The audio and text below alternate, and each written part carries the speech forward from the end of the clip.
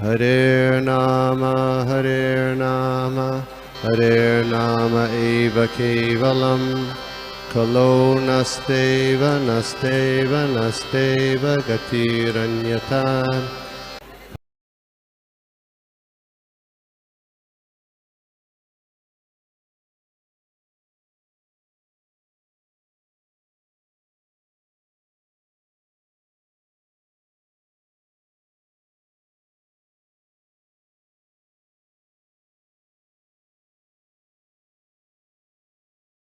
चैतन्येन तस्मै श्री गुरुवे नमः।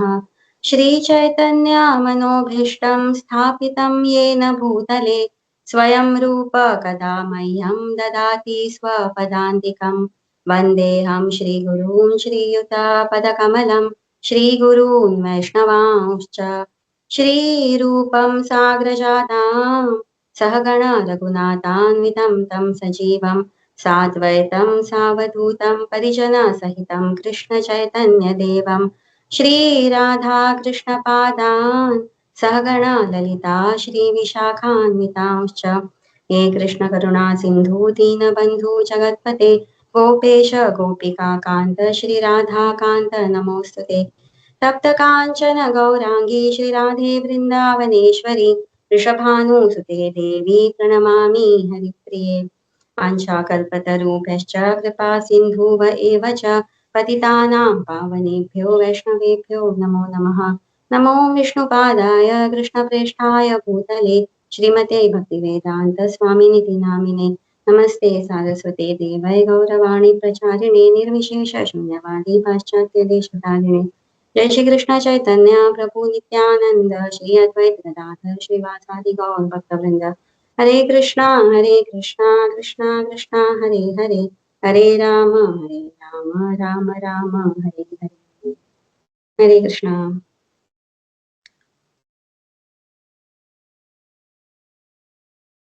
तर आज आपण भगवद्गीतेतील 6वा अध्याय ध्यान योग यामधील 4था व 5वा श्लोक याच्यावर चर्चा करणार आहोत। तर सर्वप्रथम 6वा श्लोक 4था श्लोक। यदा हिनेन्द्रियार्थेषु न कर्मस्वनुषज्जते सर्वसङ्कल्पसन्न्यासी योगारूढस्तदोच्यते। तर भगवद्गीता ध्यान योग अध्याय 6वा यामध्ये श्लोका नंबर 3 मध्ये आपण पाहिले की अष्टांग योगामध्ये 2 स्तर असतात। पहिला म्हणजे योगारुरुक्षु। जेव्हा एखादा व्यक्ती योगाची सुरुवात करतो त्यावेळी तो हृदयाच्या शुद्धीकरणाकरिता विविध कार्ये संपन्न करण्याचा प्रयत्न करतो। आणि दुसरा स्तर म्हणजे योगारूढ स्थिती। जेव्हा एखाद्या व्यक्तीचे हृदय पूर्णपणे शुद्ध झालेले असते तेव्हा तो ध्यानाच्या सर्वोच्च स्तरापर्यंत पोहोचतो। या स्थितीला योगारूढ असे म्हटले आहे। ह्याच योगारूढ स्थितीची व्याख्या श्लोक क्रमांक 4 मध्ये आपण पाहणार आहोत। तर यदा हिनेन्द्रियार्थेषु न कर्मस्वनुषज्जते सर्वसंकल्पसन्न्यासी योगारूढस्तदोच्यते। योगारूढस्तदोच्यते। एक व्यक्ती अष्टांग योगाच्या योगारूढ स्थितीमध्ये आहे असे म्हटले जाते जेव्हा म्हणजे यदा सर्व संकल्प संन्यासी त्याने सर्व भौतिक इच्छांचा संन्यास म्हणजेच सर्व भौतिक इच्छांचा त्याग केलेला असतो आणि न इंद्रिय अर्थेषु त्याला इंद्रिय तृप्तीसाठी कार्य करण्यामध्ये रुची नसते। तसेच न कर्मसु अनुषज्जते त्याला सकाम कर्मामध्ये युक्त होण्याची गरज नसते। या 3 गोष्टी ज्याने साध्य केल्या आहेत अशा व्यक्तीला योगारूढ स्थिती प्राप्त झाली आहे असे आपण म्हणू शकतो. त्या 3 गोष्टी कोणत्या? एक म्हणजे ज्या व्यक्तीच्या काहीही भौतिक इच्छा उरलेल्या नाहीत. दुसरी, इंद्रिय तृप्तीसाठी कोणतेही कार्य करण्यामध्ये त्याला रुची नाही. तिसरी, भौतिक लाभासाठी सकाम कर्मे करण्याची त्याला गरज नाही. यदा हि नेंद्रियार्थेषु न कर्मस स्वनुषज्यते. जेव्हा व्यक्तीला इंद्रिय विषयांमध्ये आणि त्यांना प्राप्त करण्यासाठी केल्या जाणाऱ्या कर्मांमध्ये आसक्ती होत नाही. सर्व संकल्प संन्यासी. इंद्रिय भोग प्राप्त करण्याच्या सर्व संकल्प, सगळ्या कर्मांच्या संकल्पांचा ज्याने त्याग केला आहे अशी व्यक्ती योगारूढ म्हटला जातो. संकल्प म्हणजे डिटर्मिनेशन किंवा विलिंगनेस. संन्यास, कर्मफळांच्या इच्छेचा त्याग करणे म्हणजे संन्यास. म्हणजे जेव्हा आपण भक्तीमध्ये येतो तेव्हा पहाटे उठून जप करणे हे सुरुवातीला अत्यंत कठीण कार्य आहे असे आपल्याला वाटते. कधी कधी अलार्म 2-3 वेळा वाजतो, आपण बंद करतो, मग आपण उठतो किंवा कधी उठत नाही. असे करून करून हळूहळू आपण त्या स्टेजवरती पोहोचतो ज्या स्टेजवरती लवकर पहाटे उठणे हा आपला स्वभाव बनून जातो. त्या स्वभावाला आपण प्राप्त करतो. तर भगवंतांची हेतुरहित भक्ती करण्याचा भाव हळूहळू सरावामुळे जेव्हा आपला स्वभाव बनून जातो, जे काही करायचे ते भगवंताच्या प्रीतीसाठी, हा जेव्हा आपला स्वभाव बनतो तीच योगारूढ स्थिती असते. इंद्रिय तृप्तीमध्ये आसक्त न होणे म्हणजे इंद्रियांचे जे विषय आहेत, रूप, गंध, रंग, रस, गंध आणि स्पर्श, ह्या विषयांमध्ये आसक्त न होणे. उदाहरणार्थ, एखाद्या सुंदर स्त्री किंवा पुरुषाची प्रशंसा करण्याऐवजी आपण भगवंतांच्या दिव्य रूपाचे, त्यांच्या लीलांचे गुणगान करावे. भगवंतांच्या चरणी पत्रम, पुष्पम, फलन, तोयम अर्पण करून त्यांची प्रेममयी सेवा करावी. आपल्या ओठांवर सदैव भगवंतांच्या दिव्य नामाचे कीर्तन असावे. हरे कृष्णा कृष्णा कृष्णा हरे हरे, हरे राम राम राम हरे हरे. कारण अशी कृष्ण भावना भावित कर्मे जर केली नाही तर आपण भौतिक कार्यामध्ये लिप्त होणार. कर्म करणे हा मनुष्याचा स्वभाव आहे. मनुष्य एक क्षणभरही कर्म केल्या वाचून राहू शकत नाही. आपण जेव्हा नुसते बसलेलो जरी असतो तेव्हा सुद्धा काहीतरी पाय हलव, हात हलव, असं काही ना काही आपलं चालूच असतं. म्हणून कर्म करणे हा मनुष्याचा स्वभाव. जेव्हा आपण श्रीकृष्णांच्या संतुष्टीकरिता कर्म करतो, भक्तिमय सेवा करतो, तेव्हा आपोआपच आपली इंद्रियांच्या विषयातून आसक्ती हळूहळू कमी होते. विषयांमध्ये आसक्ती नसल्यामुळे आपण त्या अनुरूप कर्म करण्यामध्ये प्रवृत्त होत नाही. फॉर एक्झाम्पल, गोव्यामध्ये मासे हा रोजच्या जेवणातला एक अविभाज्य भाग आहे आणि मी गोव्यातली आहे. तर मग जसं हरे कृष्ण महामंत्राचा जप सुरू केला, 16 माळा सुरू केल्यात, त्या जपामुळे मग नंतर हळूहळू ते मासे सेवनाचं जे कार्य होतं ते बंद झालं. मग जशा धाम यात्रा झाल्या, मायापूर, वृंदावन यात्रा झाल्या, भक्तांचा संघ वाढत गेला, भगवद्गीता भागवतम यांचं श्रवण झालं, तसे ती इच्छा पूर्णपणे नाहीशी झाली. आणि आता इच्छाच नाही तर कृती करण्याचा प्रश्नच येत नाही. कृष्ण भावनेशिवाय स्वकेंद्रित स्वतःची काळजी. कृष्ण भावनेशिवाय मनुष्य स्वकेंद्रित बनतो. म्हणजे स्वतःची काळजी, कुटुंबातील इतर व्यक्तींची काळजी घेणे, स्वतःसाठी कपडे, दागिने, बायका, मुले यांना सुखी ठेवणे, त्यांच्या इच्छा पूर्ती करणे ही सगळी कार्ये करू लागतो. जे लोक भक्तीमध्ये नाहीत त्यांना इंद्रिये नियंत्रित करण्यासाठी कष्ट करावे लागतात. म्हणजे विविध आसनांचा सराव करणे, बरेच एका वस्तूवर ध्यान केंद्रित करणे.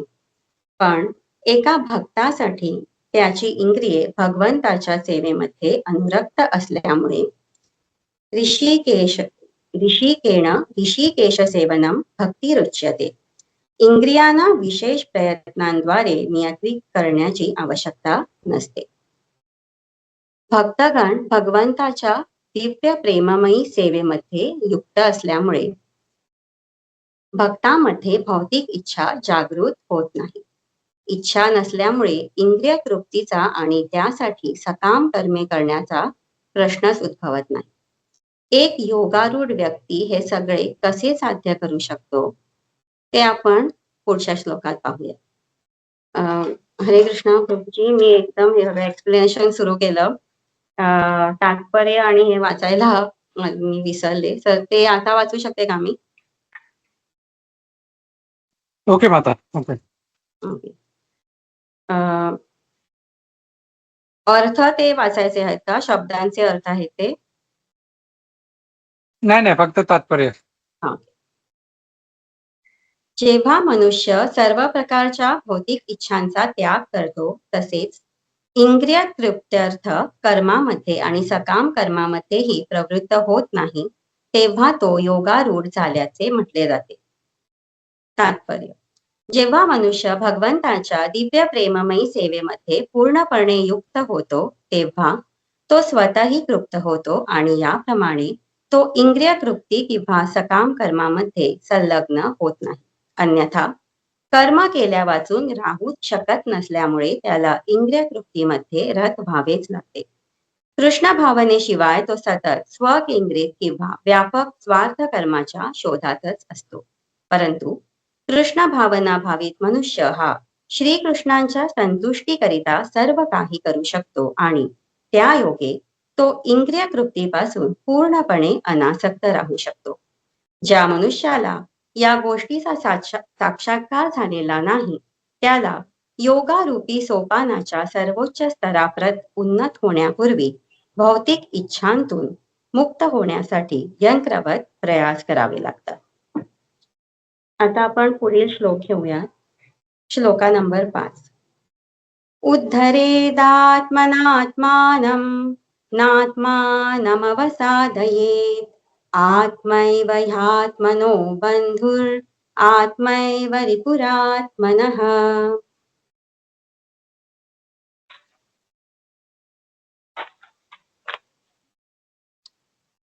मनुष्याने आपल्या मनाद्वारे स्वतःची अधोगती होऊ न देता स्वतःचा उद्धार केला पाहिजे. मन हे बद्ध जीवाचा मित्र तसेच शत्रूही आहे. तात्पर्य: विविध परिस्थितीनुसार आत्मा शब्दाचा अर्थ शरीर, मन व आत्मा असाही होतो. योग पद्धतीमध्ये विशेष करून बद्ध जीव आणि मन हे महत्वपूर्ण असतात. योगाभ्यासाचा केंद्रबिंदू हा मन असल्यामुळे या ठिकाणी आत्मा हा शब्द मनाचा निर्देश करतो. योग पद्धतीचा हेतू हा मन संयमित करणे आणि इंद्रिय विषयावरील आसक्तीपासून मन काढून घेणे हा आहे.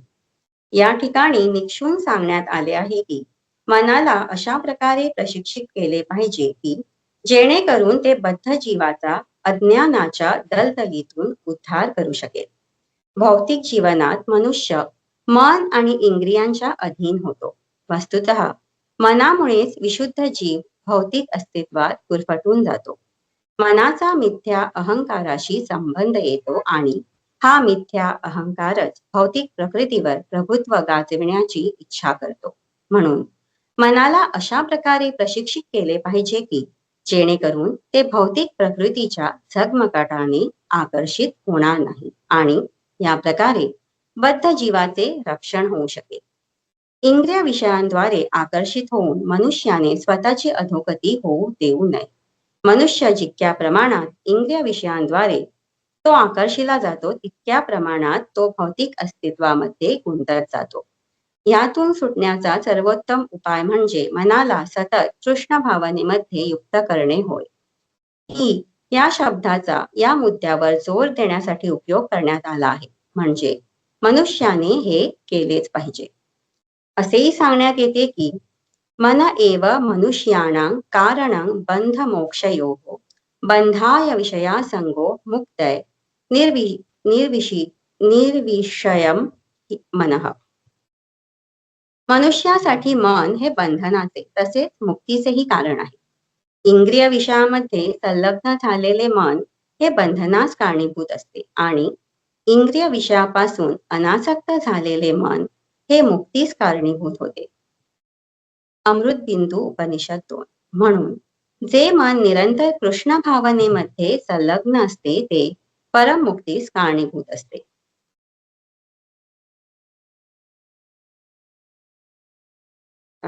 तर या श्लोकामध्ये सांगण्यात आले आहे की मनुष्याने आपल्या मनाद्वारे स्वतःची अधोगती होऊ न देता स्वतःचा उद्धार केला पाहिजे. कोणत्या गोष्टी केल्याने आपला उद्धार होणार आणि कोणत्या गोष्टी केल्याने आपली अधोगती होणार हे मनुष्याला माहीत असले पाहिजे. उदाहरणार्थ, भक्ती केल्याने आपला उद्धार होणार, प्रसाद ग्रहण केल्याने आपला उद्धार होणार, कथा श्रवण केल्याने, जप केल्याने आपल्याला लाभ होणार आणि दारू पिण्याने आपली अधोगती होणार, जुगार खेळल्याने आपले नुकसान होणार. ही जाणीव आपल्या मनाला असली पाहिजे. बऱ्या व वाईट गोष्टी ओळखण्याची क्षमता आपल्या मनाकडे असली पाहिजे. अष्टांग योगामध्ये मन हे केंद्रबिंदू म्हणजेच सेंट्रल पॉइंट असल्यामुळे मनाला इथे आत्मा म्हणून संबोधण्यात आले आहे. इंग्लिश मध्ये आपण आत्म्याला सोल म्हणतो.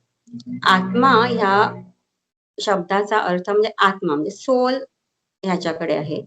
पण भगवद्गीतेमध्ये विविध विषयांची इम्पॉर्टन्स लक्षात घेता कधी आत्म्याला म्हणजे ह्या श्लोकामध्ये जसे आत्म्याला मन म्हटले आहे तसेच काही श्लोकामध्ये आत्म्याला शरीर म्हणून आत्मा म्हणजे शरीर या अनुषंगाने ते म्हटले आहे. योगाचा उद्देश आहे मनाला नियंत्रित करणे, मन संयमित करणे आणि इंद्रिय विषयावरील आसक्तीपासून मनाला दूर ठेवणे. ही क्षमता विकसित करण्याकरिता व आत्मसात करण्याकरिता भगवंत अष्टांग योग पद्धतीचे ज्ञान इथे अर्जुनाला निमित्त मात्र करून संपूर्ण मानव समाजाला देत आहेत. अर्जुन हा भगवंतांचा अत्यंत प्रिय सखा त्यांचा भक्त असतो. त्याला जो विषाद होतो त्याचे निमित्त करून ही जी भगवद्गीता भगवंतांनी सांगितलेली आहे ती खरे तर आमच्यासारख्या बद्ध जीवांसाठी आहे. त्या भगवद्गीतेतील उपदेशांचा पुरेपूर उपयोग करून आपण या जन्म मृत्यूच्या चक्रातून कसे बाहेर पडू शकू याचा अभ्यास आपल्याला केला पाहिजे. अष्टांग योग पद्धतीमध्ये जे सुरुवातीचे स्तर आहेत म्हणजे यम, नियम, आसन, प्राणायाम आणि प्रत्याहार याद्वारे 2 गोष्टी साध्य करता येतात. त्या म्हणजे मनाचे नियंत्रण, मनाला स्थिर करणे, मनाला शांत करणे. दुसरे म्हणजे विविध शारीरिक आसन व प्राणायाम करून काही गोष्टी स्वीकारून व काही गोष्टींचा त्याग करून ज्याला आपण यम नियम म्हणतो मनाचे नियंत्रण केले जाते. प्रत्याहार म्हणजे मनाला इंद्रिय विषयांपासून दूर ठेवणे. इंद्रिये विषयांच्या मागे धावत असतील तर त्यांना मनाद्वारे नियंत्रित करणे. अशा प्रकारे मनाला प्रशिक्षित केल्याने मन हे आपले बंधू म्हणजे मित्र बनते. जेव्हा आपण आपले मन व इंद्रिये भगवंतांच्या सेवेमध्ये युक्त करतो तेव्हा आपल्याला भगवत प्रेमाची प्राप्ती होते. जर मन संयमित नाही तर इंद्रिये भगवंतांच्या सेवेमध्ये लागणार नाही, तर ती मायेच्या सेवेमध्ये रत होणार. मायेच्या सेवेमध्ये गुंतलेले मन हे आपले सर्वात मोठे रिपू म्हणजे शत्रू आहे. उदाहरणार्थ एक स्कॅल्पेल, ज्याला आपण सर्जिकल ब्लेड, जी ऑपरेशन थिएटरमध्ये डॉक्टरांद्वारे वापरली जाते, ती जेव्हा एका डॉक्टराच्या हातामध्ये असते तेव्हा ती पेशंटचा म्हणजे एका व्यक्तीचा प्राण वाचवू शकते, त्याला जीवदान देऊ शकते. पण तीच सर्जिकल ब्लेड जर एका गुंडाच्या हाती लागली तर त्याचे काय परिणाम होऊ शकतात हे आम्हाला सगळ्यांनाच माहीत आहे. गुंडाच्या हातीत लागली तर आपली अधोगती होणे निश्चित आहे. मग मृत्यूला सामोरे जावे लागणार आपल्याला. तसेच आपल्या स्मार्टफोनवरती कधी कधी ती रमीची ऍड येते. तर तो स्मार्टफोन बघताना त्या रमीच्या ऍडला जर आपण भुललो आणि त्यामध्ये जर गेलो म्हणजे सुरू केलं ते सगळं म्हणजे जुगारच आहे तो, तरीच आपली अधोगती होणार. सो म्हणून त्या गोष्टीकडे न जाता या टेक्नॉलॉजीचा आता ह्या आपण कसा वापर करतोय आहे ऑनलाईन साधू संघाद्वारे, तसा जर उपयोग केला तर तो श्रेयस्कर. त्याचप्रमाणे जेव्हा आपण नवविधा भक्ती करतो, श्रवणम कीर्तनम विष्णू स्मरणम पादसेवनम अर्चनम वंदनम दास्यम साख्यम आत्मनिवेदनम, या भक्तीतील 9 विधींमुळे मन हे आपले मित्र बनते व आपला उद्धार करते.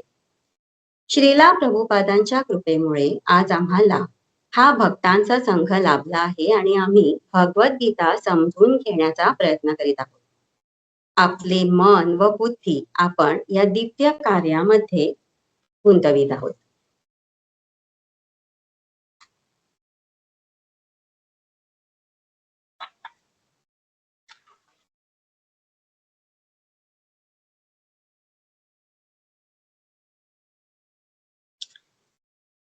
श्रींच्या चरणी केलेली ही एक सेवा आहे. भगवंतांना प्रसन्न करण्याचा एक छोटासा प्रयत्न आहे. ह्या प्रयत्नांद्वारे आपल्याला ज्ञानाची प्राप्ती होत आहे. ह्या ज्ञानामुळे आपल्या भक्तीमध्ये वृद्धी होणार आहे आणि त्यामुळे आपण जास्तीत जास्त वेळ भगवंताच्या प्रसन्नतेचा विचार करू व त्याप्रमाणे कृती करू. भगवंत तर सच्चिदानंद घन आहे. आम्ही कोण त्यांना प्रसन्न करणारे? ही तर बद्ध जीवाचा उद्धार करण्यासाठी भगवंतांची योजना आहे. चंचल मनाला एका जागी स्थिर करणे अत्यंत दुष्कर आहे आणि म्हणूनच भगवंत सांगतात, सततं कीर्तयन्तो माम, ह्यातच तुझा उद्धार आहे. आता समजा एका व्यक्तीला एक जिन्न भेटला. जिन जो अलादीन नाही हो, चिराग जो असतो जिनाचा, तो समजा एका व्यक्तीला भेटला आणि त्यातून एक जिन बाहेर आला आणि त्याने म्हटले, जो हुकुम मेरे आका, तुम्हाला जे हवे आहे ते माझ्याकडून मागा, पण माझी एक अट आहे, मी एका सेकंदाला सुद्धा निष्क्रिय राहू शकत नाही. तुम्हाला मला कंटिन्युअसली सेवा कार्य द्यावे लागणार, अशी जर त्याची अट असेल तर सुरुवातीला तर आपण भौतिकवादी माणसं गाडी, बंगला, मग फॉरेन ट्रिप आणि दागिने काही काही आपण सगळं घेऊ त्याच्याकडून आणि मग विचार करायला लागेल की आता याला काय सर्व्हिस द्यावी, आता याला काय सेवा द्यावी. त्याने तर सांगितलं आहे की जर तुम्ही मला सेवा नाही देणार तर मग मी तुम्हाला खाऊन टाकेल, असा तो जीन सांगतो आपल्या मालकाला. मग तो जो त्याचा मालक आहे तो एक शक्कल लढवतो. तो जिनला म्हणतो की तुम्ही एक मोठा खांब म्हणजे पिलर उभा करा. अ, तो जिन तो पिलर रेडी करतो. मग हा त्याचा जो मालक आहे तो त्याला सांगतो की ह्या खांबावरती तू वर खाली असे करत राहायचे. जोपर्यंत मी तुला दुसरी आज्ञा देत नाही तोपर्यंत तू असेच करत राहायचे. मग अशा प्रकारे तो जीन पण वर खाली करत बिझी राहिला आणि जेव्हा या मालकाला त्याची गरज पडायची तेव्हा तो त्याला बोलवायचा. असेच ह्याचप्रमाणे आपले मन सुद्धा त्या जिन्नाप्रमाणे आहे. त्याला सतत भक्तीमध्ये गुंतवून नाही ठेवले तर ते मायेच्या प्रभावाखाली येऊन आत्म्याच्या अधोगतीला कारणीभूत ठरेल. आणि कित्येक जन्मांपासून भोग करण्यात गुंतलेले हे जे आमचे मन आहे त्याच्याबरोबरच मिथ्या अहंकार आपल्याला पुन्हा पुन्हा या भौतिक प्रकृतीमध्ये जन्म घेण्यास बाध्य करतो. आता शेवटी मी एक छोटीशी कविता पण ती मी हिंदीमध्ये लिहिली आहे. अशीच ह्या ऐकता ऐकता श्रवण करता करता आली सहज अशी रेडी झाली.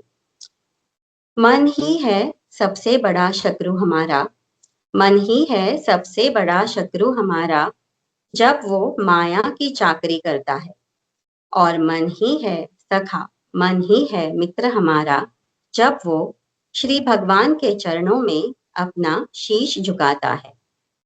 मन के अलावा हमारा कोई शत्रु नहीं, मन के अलावा हमारा कोई शत्रु नहीं, और मन के अलावा हमारा कोई मित्र भी नहीं. मन में भगवान की सेवा का संकल्प है तो सेवा करेंगे, अगर नहीं तो भोग करेंगे.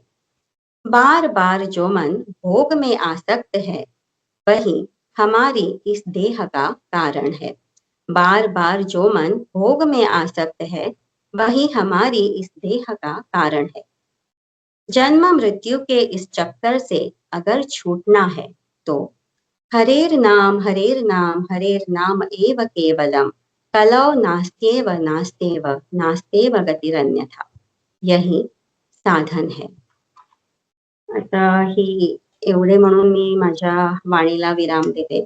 काही चूक झाली असल्यास क्षमस्व, कारण हा माझा फर्स्ट अटेम्प्ट आहे आणि त्यामुळे थोडीशी गडबड झाली सुरुवातीला. हरे कृष्णा, दंडवत प्रणाम सगळ्यांचे चरणा. हरे कृष्णा. थँक्यू माताजी. खूप चांगला प्रयत्न होता आणि फर्स्ट अटेम्प्ट होता. Nice to hear from you. आणि जसं ते तुम्ही जे उदाहरण दिलं स्कॅल्पेलचं, तर खूप उपयुक्त आहे ते. म्हणजे आपलं मन पण तसंच आहे.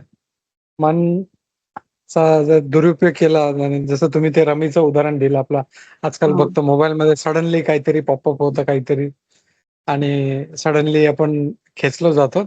तर खेचलो गेलो तर आपलं अधोगती होईल. बट आपण कंट्रोल केला. तसं जिनचं पण उदाहरण जे होतं ते पण चांगलं आहे की मन इज लाईक ए जिन. इतका पॉवरफुल आहे तो. आपलं नुकसान पण करू शकतो आणि फायदा पण देऊ शकतो. आता आपण ठरवायचं की how are we going to use it. आणि हो प्रभूजी, म्हणजे सगळं जे काही आहे ते श्रवण करूनच, माझं काहीच नाहीये. जे काही श्रवण केलं, जे काही ऐकलं तेच मी इथे मांडण्याचा प्रयत्न केला. गुड मता. आणि अजून एक मला ऍड करायचं होतं की जसं तुम्ही सांगितलं आत्मा, नॉर्मली इंग्लिशमध्ये आत्मा म्हणजे सोल म्हटलं जातं, बट संस्कृतमध्ये एका शब्दाचे बरेच अर्थ होतात. जसं आत्मा संस्कृतचं त्याचे 7 अर्थ होतात. आत्मा म्हणजे आत्मा म्हणजे परमात्मा, आत्मा म्हणजे बॉडी, आत्मा म्हणजे मन, तर असे म्हणजे तो कुठे आणि कसा यूज केला आहे त्याच्यावरती त्याचा आपण शब्दाचा अर्थ घेतला पाहिजे. तर सो पॉवरफुल इज म्हणजे ते दुसऱ्या लँग्वेज सारखं नाही आहे हो की का? त्याचा हाच अर्थ. ते Sanskrit is a very powerful language, ते पण दिसून येतं आपल्याला. थँक्यू माता. अजून कोणाचे काही कमेंट्स किंवा क्वेश्चन किंवा डाऊट असतील तर घेऊया. हरे कृष्ण. हरे कृष्ण हरे माताजी. कृष्णा माताजी. हरे कृष्णा माताजी. खूपच दंडवत प्रणाम. मस्त तुमचा फर्स्ट अटेम्प्ट होता, पण छान घेतला एकदम. शेवटची कविता तुम्हीच केली होती का ती? हो, मीच केली आहे. अरे वा, मस्त. म्हणजे पोएटिक आहे तुमचं. सादरीकरण छान हो. होतं, म्हणजे शांतपणे. मी जास्त करून म्हणजे माझं पोएटिक असाच होता. असं एक्सप्लेन वगैरे करणे त्यात मी एवढी एक्सपर्ट नाहीये. पण असंच ऐकता असंच मध्येच कविता सुचू लागते. जेव्हा मी विचार करायला सुरू करते, तेव्हा हं, मध्येच त्याच्यामध्ये कविता ही अशी बनून जाते. उत्स्फूर्त येते. हो, हा. हो, हो. खूप छान, मस्त. मुद्दाम जर विचार करायला बसले तर काही सुचणार नाही, पण असं मध्येच कधी-कधी होऊन जाते. हा हा, छान हं. छान छान माताजी. खूपच मस्त होता थँक यू क्लास. माताजी. म्हणजे तुम्हाला प्रभूजी म्हणले तसे अटेम्प्ट पहिलाच होता, पण छान होता. हरे कृष्ण. हरे कृष्णा. Thank you. दंडवत प्रणाम माताजी. आणि ते कवितेचं पण तुम्ही म्हणजे हा पण गुण आहे तुमच्यामध्ये, माहित नव्हता. गुड. म्हणजे आता मध्ये मध्ये कविता करत राहा. हो स्पिरिच्युअल प्रभूजी. कविता. हो प्रभू. ठीक आहे, ठीक आहे, ठीक आहे. चला मग आपण थांबूया इथे आणि पुढच्या गुरुवारी भेटूया.